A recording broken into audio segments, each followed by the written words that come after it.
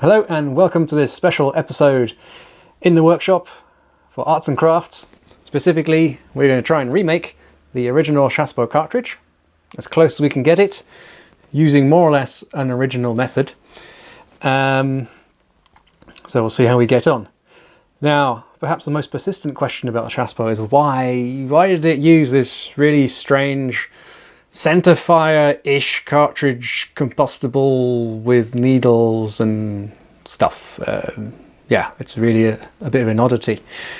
Well, I think it was just a situation due to world events and the state of technology at the time. If you think about it, it was adopted in 1866, but it was being developed before then, and there really wasn't anybody who was had the technology to produce firstly reliable centerfire ammunition on a scale that would equip an imperial army, and no one was actually making full power service rifle, full power self-contained metallic ammunition. There was various rimfire pistol caliber things like the 44 Henry, the 52 Spencer. The Swiss were just messing around with the 41 Swiss, also rimfire, which is basically also a pistol caliber. But if you're thinking of a big full bore cartridge, there was nothing really around. So they went with what they could make, and obviously the Dryse next door had been about since the mid 1840s, and most European armies were aware of it and had tested it themselves. So they knew paper cartridge technology, self-contained paper cartridges could be made, so they went with that, and it could be produced relatively quickly. It didn't need special machinery, it didn't need particularly skilled labour, so made sense at the time. Of course, as many times in the French arms development, the hand was forced, and within a year or two it was obsolete, but that's the way it is. Anyway, I will probably do an episode on the how and why of the Chassepot rifle itself. This one here. Maybe another episode if you're interested, but now we're really just going to concentrate on the cartridge and how it gets put together. So our first step will be to have a look at what exactly is going on in here. So here we are with a nice cross section of a typical Chassepot cartridge. Just to note that here on top it says for artillery musketoons.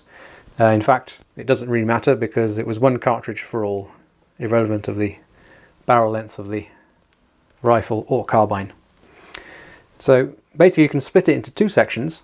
You've got the bullet here at the front, and then you have the rear section, which is the powder case. And the powder case is just a paper tube, which also has a silk wrap around it. And the silk wrap was to give the case rigidity, especially to prevent it from bursting. For example, if you had to force the bolt shut a bit. Anyway, at one end it's closed off with a paper base, so a star, and then immediately behind the base is a rubber disc, and on top of the rubber disc is the percussion cap. Percussion cap is pretty much what we use for black powder shooting with muskets these days.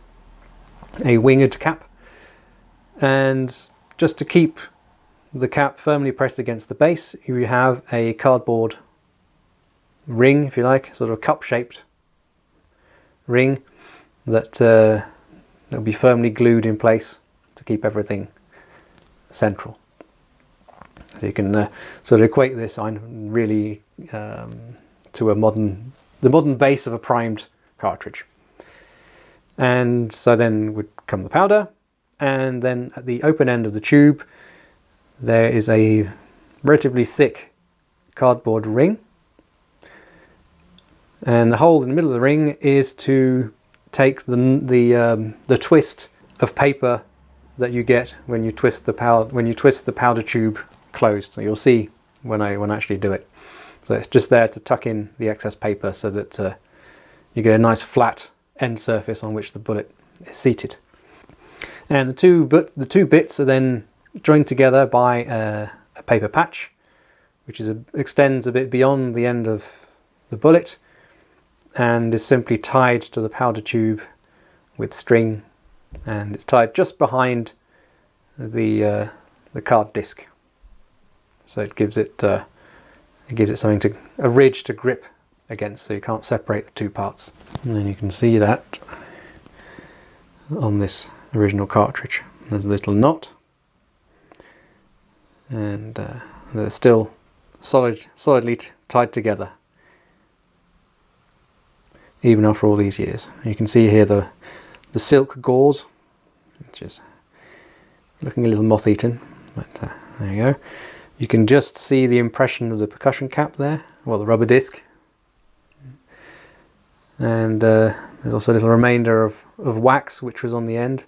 Now the wax was basically to lubricate the firing pin when it went through, and the rubber disc was also to prevent any fouling to be blown into the needle chamber, which will then make your bolt extremely sticky, which you'll have seen in my first tests of the cartridge. Hi, you see, the beasts aren't dead. Ugh. Well, that's not supposed to happen. So here we even have a document that shows all the components fully dimensioned in detail. Now this is nothing special. If you can find it online very easily, if you just type in Cartouche pour fusil Chassepot model 1866, you will find this document. Here we can see the curved paper patch, including the dimensions for the radiuses. That's the main cartridge, the main powder tube dimensions. That's the silk gauze. Percussion cap, well, we just have to live with what we can find these days. This is the rubber disc. And then this is a little funny flanged ring for fixing the cap and rubber disc to the base. Here is the base. It's a 10 pointed star, and that's the thick card disc at the top, which houses the twist. Here we have then the cartridge fully assembled, and this is the blank cartridge, which is basically just the powder tube.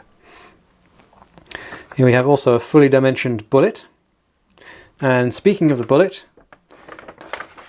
we are very fortunate that Accurate Molds has exactly the right molds to cast an original type bullet. It's just 0.5 grams out in the original weight. It weighs 25 grams instead of 24.5, so near as damn it. The original was round nosed, but this one's flat just because of modern production methods. And for those who want to know, it is mold 48/365C. And you get an extremely nice mold as usual. So that is really very, very fortunate. And it's important that you get this bullet if you're trying to make an original type cartridge. If you're not, and there's various other ways of making cartridges which are much, much easier, you can use what you like. I used to use a bog standard 4550 bullet, so 0.457, so around the 400 grain or something. But for this one, it's very important that you have an original profile bullet, because it works together with the paper patch to center properly inside the chamber. So here's all the kit I need. There's the obvious bits, the paper. Now this is just standard post office parcel paper. There's a slightly stripy one. It's great for the job. It sticks really well. It's strong. You can wax it if necessary, and it won't deteriorate. So I'm guessing it's the same all over the world. No idea. You need some good thick cardboard. This is 2mm. Beer mats also. They make good material, good source. Silk, genuine silk. Do the burn test if you get some. And then, yeah, the rest are, you need scissors. And for the silk, you need really, really razor sharp scissors. These cut only silk, because paper does wear down scissors very quickly. You know, paper, scissors, stone. Well, I'm afraid that paper does beat scissors in the end. It's a lie. Then I've got various forming mandrels. This one's just for forming the main tube. It's my powder measure. It's just slightly undersized, so I've got a wrap of gaffer tape to boost it up. The original, which would be about 13.4mm diameter, you need. These are my templates for cutting out the star for the base of the paper tube, and that's the bit for the paper cone. So that's just a old bit of sheet metal cut out. Hammers, always useful. Now for primers, primarily I'm using good old RWS winged caps. You can also use burden primers, and I'll show you the difference there. You need some good natural fibre string. It needs to be extremely tough but thin at the same time, because when you tie the two parts of the cartridge together, you're going to put it under a lot of force, a lot of tension. So it needs to be strong enough. This particular one is linen thread. Then this is for compacting the powder. So you need this hole to be near enough the same dimensions as the powder tube you're going to use, so that when you pour the powder into the tube and then compact it by forcing it down, it has nowhere to go sideways, so your cartridge, your powder tube, your paper tube won't split. So someone very nicely turned me this on a lathe, so it's going to last forever. The glue I'm using is just wood glue. It works very well. It dries very quickly, and it's strong enough for the job. Powder I'm using is good old Swiss number 2. And the powder charge is 5.5 grams, which is, let me see, 86 grains. And to make all the discs, you need a good set of punches. You need in particular a 13mm one and a 5 or a 6mm one, and depending on what size burden primers, you would need also the appropriate sized one for that. This funny looking thing here is just to roll the paper cone patch. So I've scored the bullet there on the end, so that I know where the end of the cone should be, and just wrap it around and glue it in place.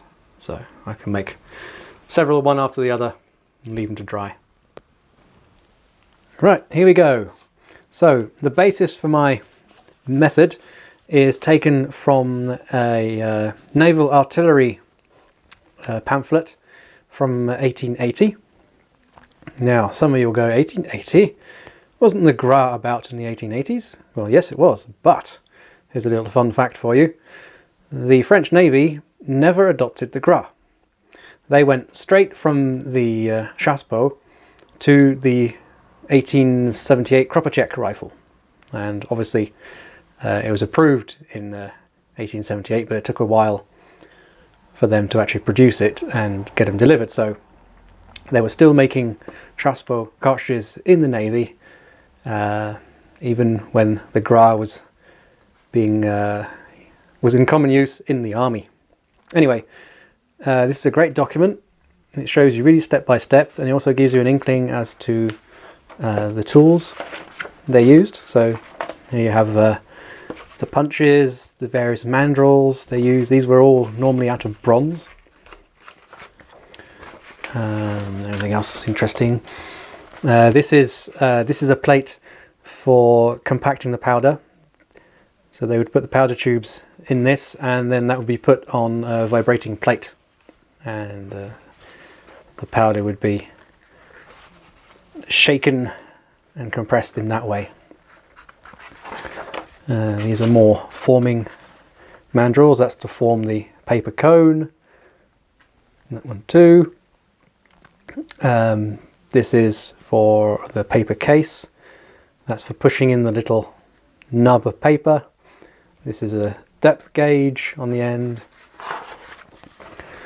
This is a gluing rig for the paper cone, so you glue only a strip of it. So everything is, all the information is here. It's really, really detailed. And then the rest, this is for tying the knot. And then you have other things to do with making the cartridge box, which we won't go into. So yes, I should probably store this somewhere so that it's more accessible to everyone. Anyway, I won't be reading directly like a Bible. I'll just be going from what I've been doing. So I've done a few preparatory steps. So here's the paper for the tube is pre-cut. Same with for the paper cone, and the star on the end. I've also punched out a little ring. So this is a 13mm card disc from a beer mat with a 6mm hole in the middle. And one thing I forgot to mention in the equipment was the rubber disc, and that is simply an old bicycle in a tube that I've punched out. In this case it's 12mm. You could also make it 13mm if you like. So the one thing when you look at this that I've departed from is the cup. The cup here at the bottom of the case. That you need some kind of forming tool, maybe steam forming it or something. So I'm just using a flat ring instead.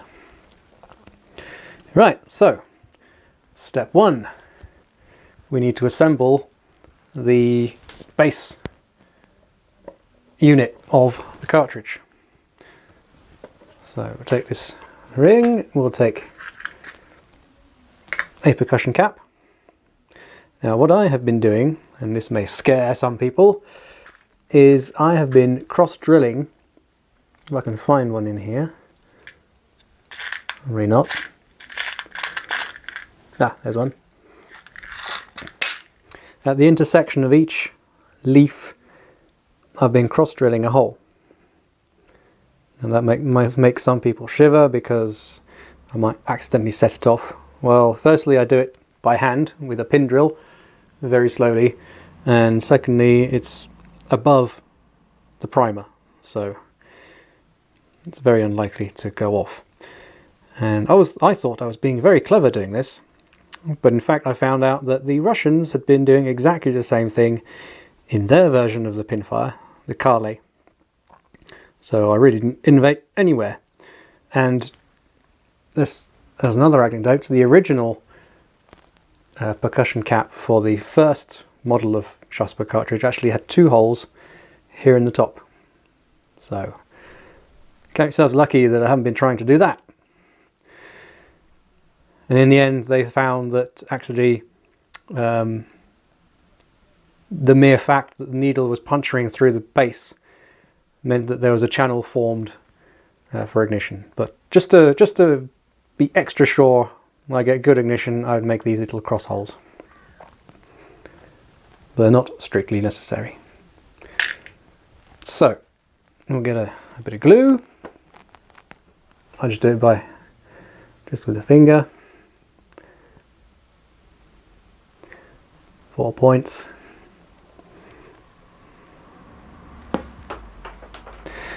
Drop the cap.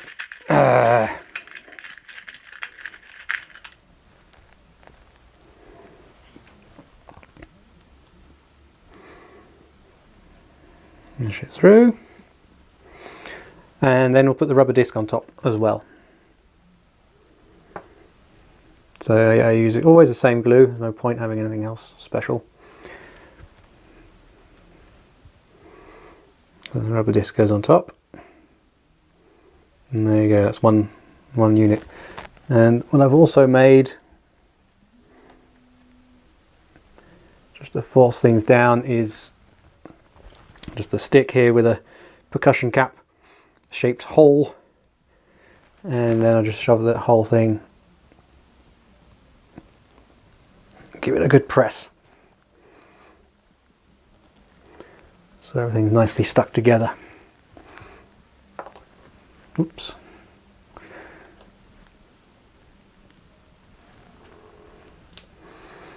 Alright, so while that's drying,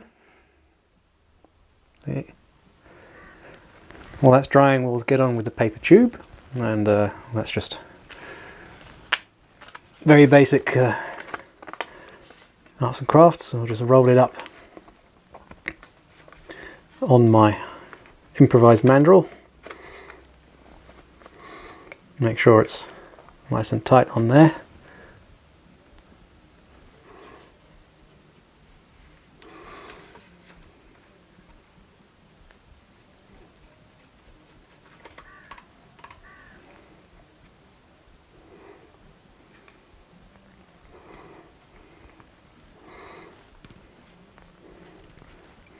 That's a great thing about this glue, is it dries, especially, well, on paper, it dries extremely quickly. And there you go. Okay. Now, the next bit is then to put the percussion cap base on there, and then the star on top. Now, the instructions say that basically you would put this directly on the star and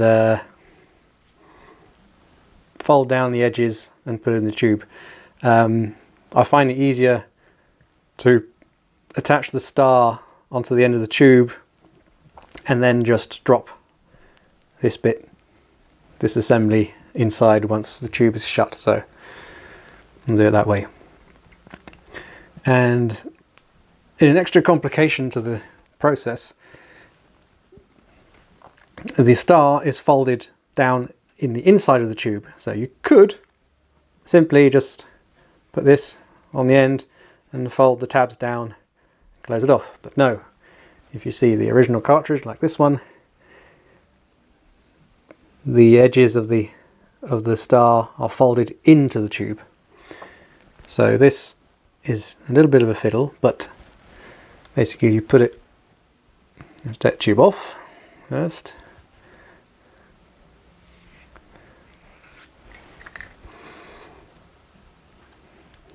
and then put the star in the center, and then fold it down, fold the tabs down.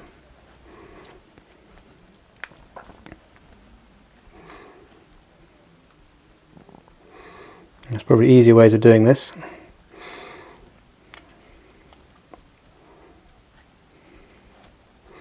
And I learnt there's a reason why they're petal shaped, is so that when you do fold them down, they don't stack up and make it too thick for the tube to slide over. It wouldn't be a problem if they're being folded down over the tube, but since they're going in the tube, they can't be bigger. So once you've smoothed off the ends, you get something like this. And then you've got to center the tube over the top. This is the fiddle, so that your paper tube slides down over the outside.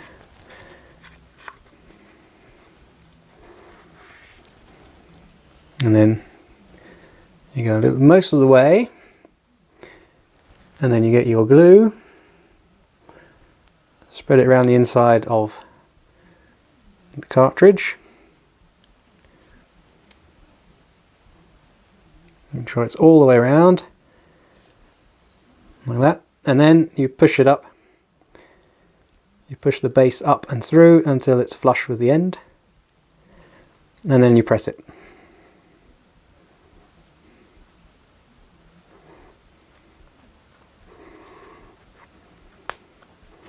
And there we have it. We got a closed tube.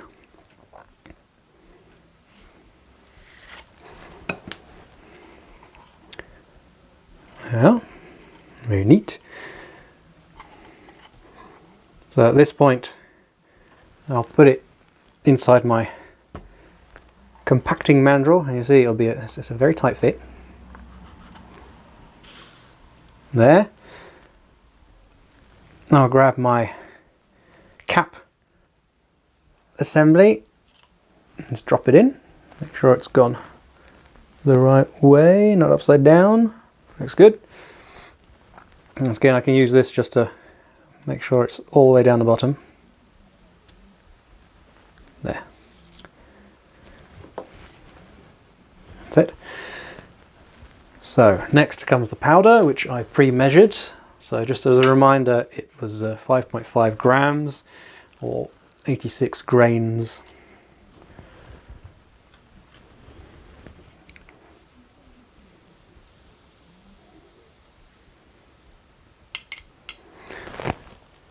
There we go. Now at this point, the hammer comes into play. As I showed you quickly in the instructions, they would have vibrated the cases, so you would get, for a set amount of time, and then you would get a uniform, how do we call it, sort of sedimentation of the powder.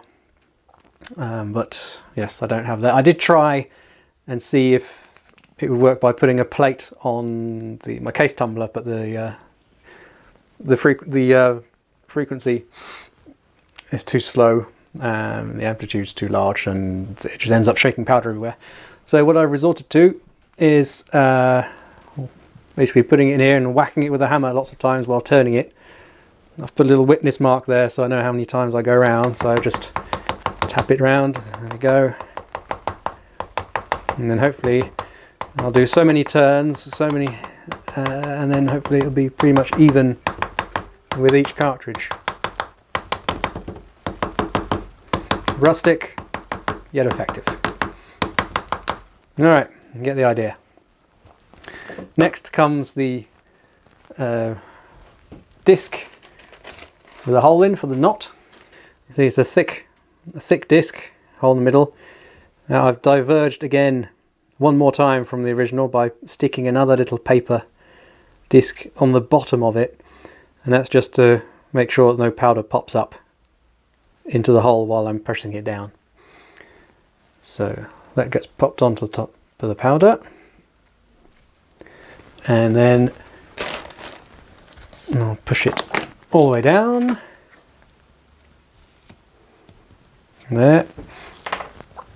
I do have somewhere a piece of pipe full of lead which I use to press it down, but I can't find it. Anyway, I'll use this and just give it a good firm push down, and this is, putting two hands and all my upper body weight on it, and this is why you must really have a good precise fit after two, because if you do that with a little bit of gap, the paper will just fold down or burst. So you really got this fit between mandrel and mandrel, tube,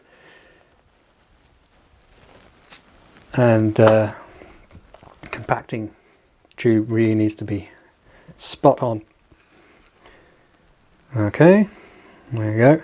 So even here you can see there's still been a little bit of crushing there, but nothing serious. So now we grab the bit that has got no powder and we twist the case.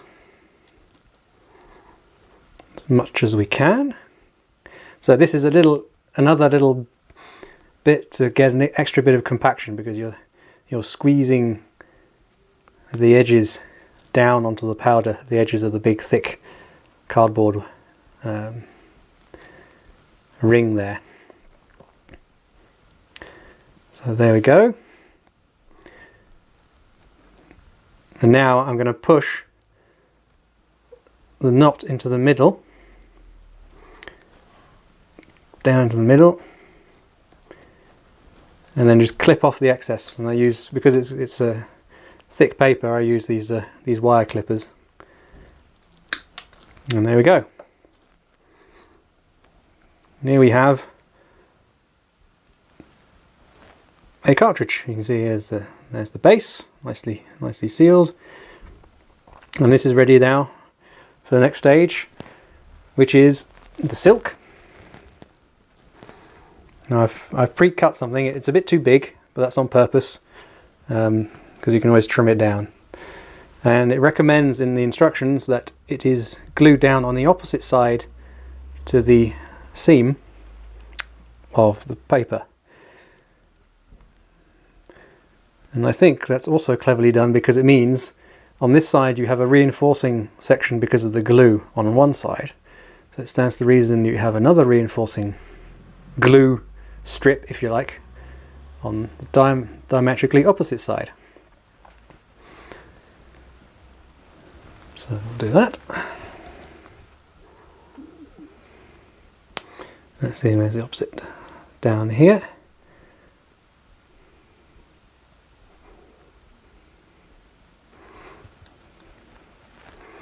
This stuff is so, well, silky, obviously. It's very difficult to handle. So, side there, I'm going to put another little dab on the same spot.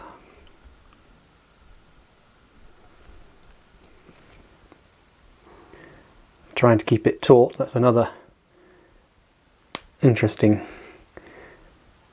bit. So there, I've got an overlap.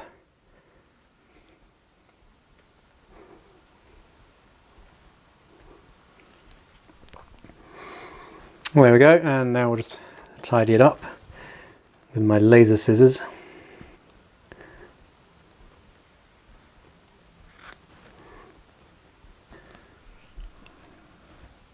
Already, so that is basically the cartridge, the powder case finished.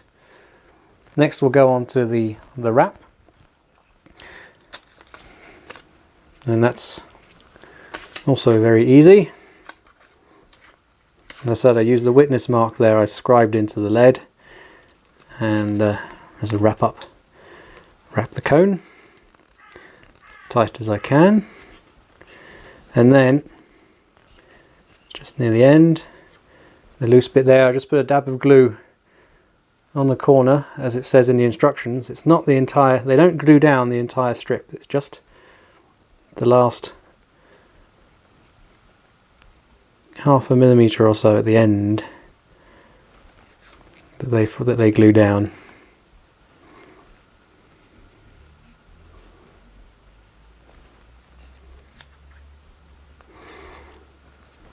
There we go. Press that, wait for it to dry. Now obviously when they're manufacturing this would be a sort of chain work. There would be one person who would be making tubes, one person who'd be making the priming assembly, one person would be fixing the tube, the end cap to the tube. There would be one person filling powder, there would be someone else in charge of the powder compaction, and in that case it becomes a very efficient system. And one person would be making these cones all day, for example. Well, this one won't come off. It's great. There we go. Here's our cone.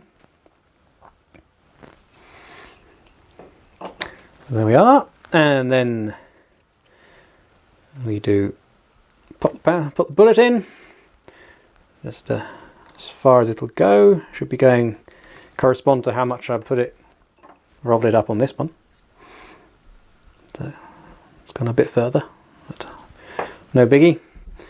And then you shove the bit with the knot in it in the back as far as it'll go.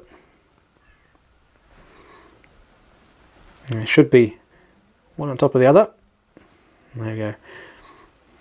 Now it does say in the manual that when these cones are fitted, you should trim them off a bit. I tend to leave them a bit longer. Yeah, that's because frankly, it's difficult enough trying to get the knot, but if it's so close to the edge, it's even worse. So I leave the skirt longer and tied off. So the end of the cartridge of the paper tube is about there. So I need to tie it around here. Right, then we take our super strong string and make a simple hitch with it.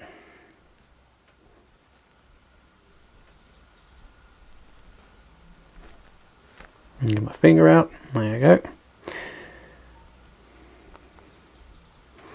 And slip that over the lot.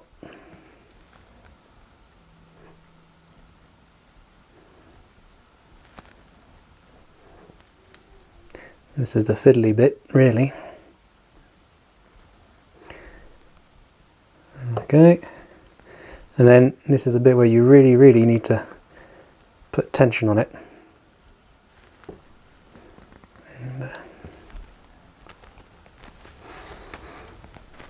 And be careful with your fingers, because this stuff is like cheese wire when it's under tension.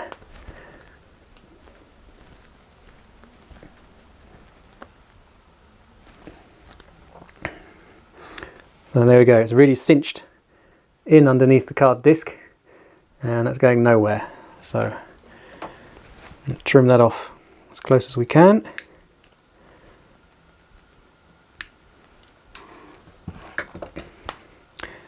And there we have it,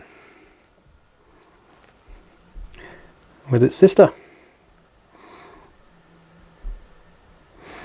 Now all remains for use is to grease the patch here. It says up to the knot, and then apply a dab of wax on the bottom. So I'm using for grease simply lanolin.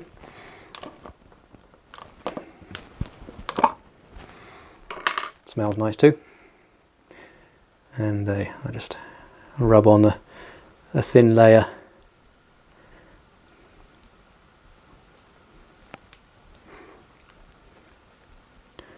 on the patch there.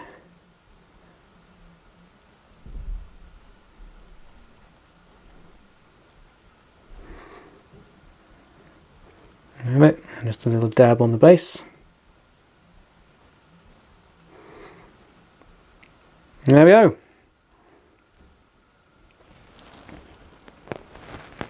Now I need to make another 20 or so. So there we go. As you see, it's nothing particularly difficult. Oh yes, something I wanted to mention. Obviously I used a percussion cap in this one, but you can also use burden primers.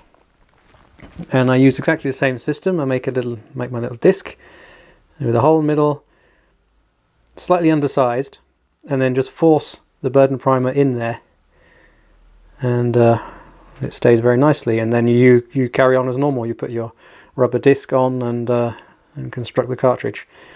Now some swear by the burden primer. They say it gives you a much more reliable ignition. Certainly it provides the fact that it's got a steel cup. It provides a nice hard back for the needle to strike against. So you should theoretically get a much more reliable ignition. Also, the needle doesn't need to penetrate as far into the cartridge, because it's obviously it's shallow compared to the other one. But here we're trying to stick as close to the original as we can, so we're using a percussion cap. So hopefully those instructions will enable you to get on and make them yourself. I haven't gone into the dimensions specifically because they're available in the documents, and there's far too many to mention. Now, if that method is a little bit too challenging, I suggest you look at a YouTube video from Murphy's Muskets, which show an easier way of doing it. Now, also when you're shooting, if one or two don't go off, don't be too hard on yourself. Back in the day, the failure rate was around 14%. So, you know, keep that in mind. And if nothing really works, then there's always the last resort. Chap!